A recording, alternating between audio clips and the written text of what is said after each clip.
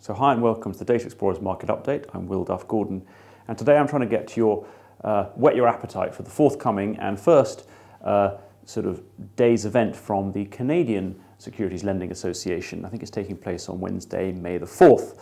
So let's quickly review the Canadian securities lending market and then have a look at one or two of the sort of special situations going there from a sort of short selling perspective. So first up, Canadian stock loan. Well, it's fairly sort of steady. It's exactly what Canada stands for, which is conservatism, low return, low risk, which is exactly kind of what they want, and that is what they've got from their securities lending market.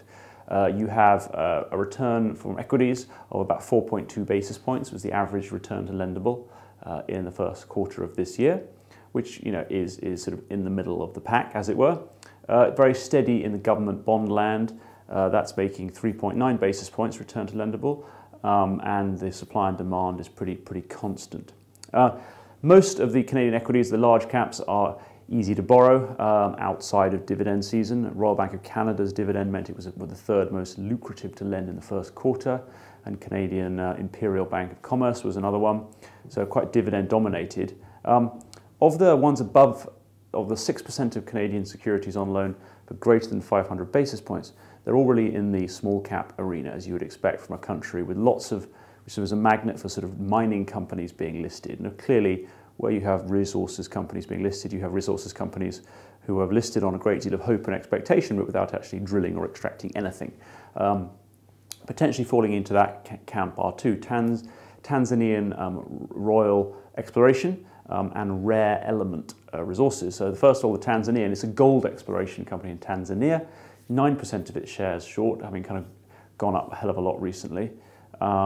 Maybe they're not expected to actually extract any gold. And Rare Element Resources, well, they have a little bit of rare earth assets in places like Wyoming. Now, rare earth is kind of mainly controlled by China, crucial in the sort of some of the chip manufacturing and battery industries.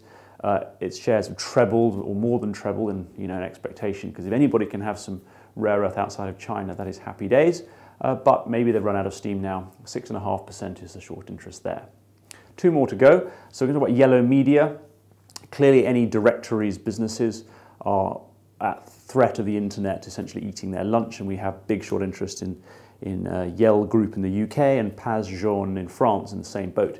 22% of yellow media is borrowed, pays a big dividend as well, and its share price is falling, so it remains to be seen whether they can turn that round. The short sellers don't think so. And finally, TMX, the TMX group who own the Toronto Stock Exchange, the TSX, is in merger talks with the London Stock Exchange. There hasn't been that much news there, and there is a little bit of short interest in that, at 4%. It did flash up higher than that earlier, so there's something going on there that might be worth watching. We wish everybody a very good day if you're going, and it'll be an interesting day of panel discussions. And if you'd like to read my report, it is at dataexplorers.com/news.